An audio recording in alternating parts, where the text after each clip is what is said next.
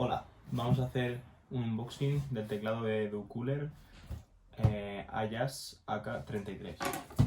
Es un teclado de switches Blue.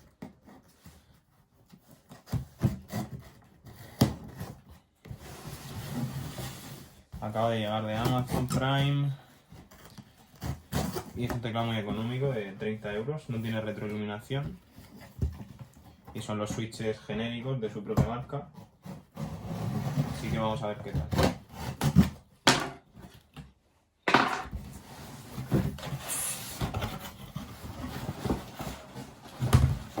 Bueno, como veis aquí es un teclado súper compacto, ya la caja es enana.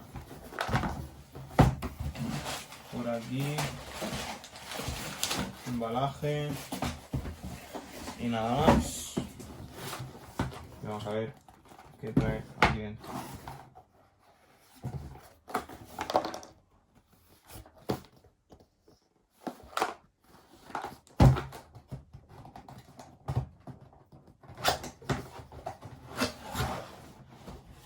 Bueno, viene con un cepillito espectacular.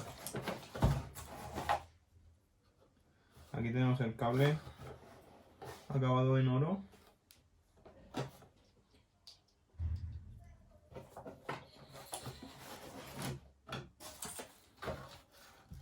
La llave para las teclas.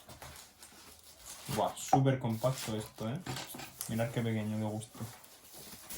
Oh my god. Aquí está el bicho.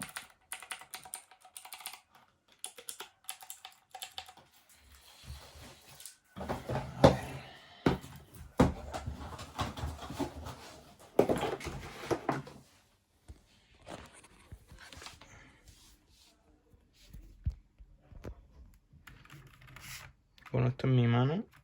Súper compacto. El tamaño proporciona a mi escritorio. Aquí al lado del Logitech G402.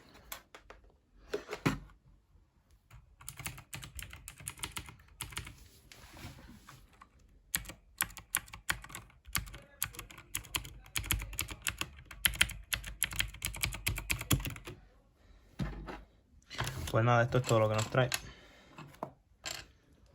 Ahora a probarlo y a darle caña.